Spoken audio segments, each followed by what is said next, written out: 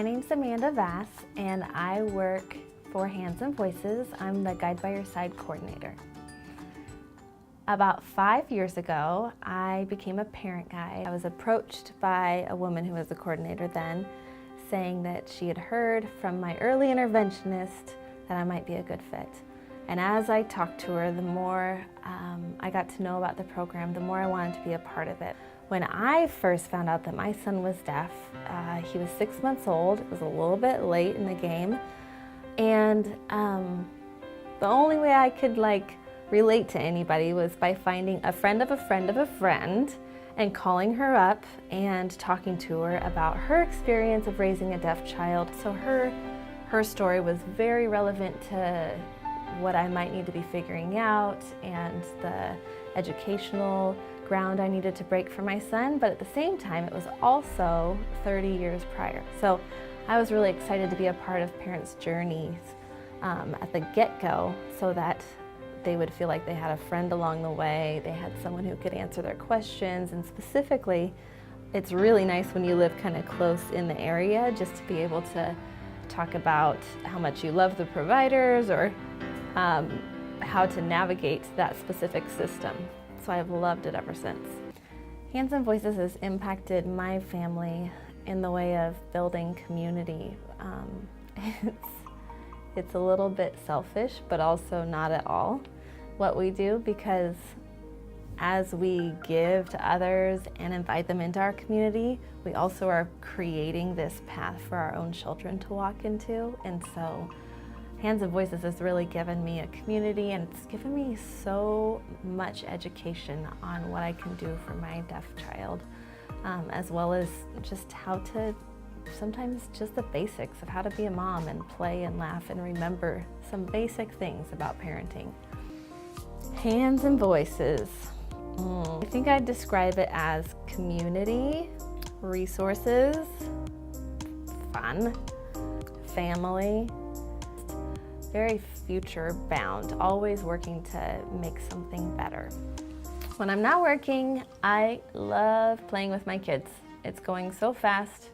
So today I played with kinetic sand with my 4-year-old and we couldn't stop doing it. Besides that, I really love to go out to wineries with friends or go maybe see a movie. And I love hiking and I love biking. And in the summertime, I live at the swimming pool and just spend all my time outside. When I was a kid, I could ride a unicycle. I think I could still do it now. I could play the bagpipes while I was on a unicycle. But I can learn a rap usually and rap it.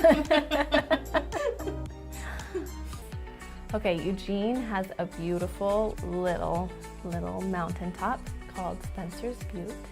I recommend going there and hiking it. And recently they put in these stairs, so it's much easier to get up there if you have any instability or anything that you need. And it's my favorite because my son, who could not walk till he was 6, just climbed it last year.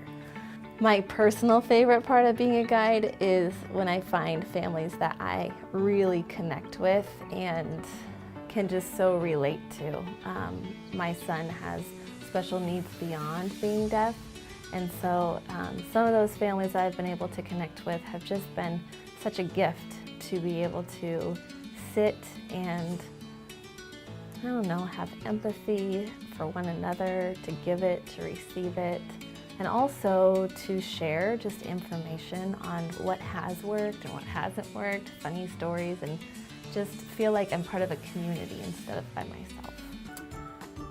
Families can engage with Hands and Voices by going to events. There's events that are put on quarterly, at least, in Southern Oregon, like in the Grants Pass area, Medford area, Eugene, Salem, Portland. We're hoping to do Bend soon, so there's going to be events there. There's parents' night outs. There's coffee gatherings with toddlers and parents.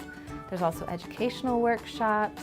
We're hoping to put on a family camp in the fall of 2020, so this fall. And then other ways are just online. You can check us out online. Facebook page, Guide by Your Side has a group, a closed Facebook group. Also, there are parent guides that are in each of those locations that I mentioned earlier, and they are great resources. So if you need to know some more resources or want a shoulder or just to relate with somebody, you could reach out to any of our parent guides. People can contact me through email, phone, by calling or texting, Facebook, and our information's on the website, so you can find my contacts that way as well. Yay! Goodbye.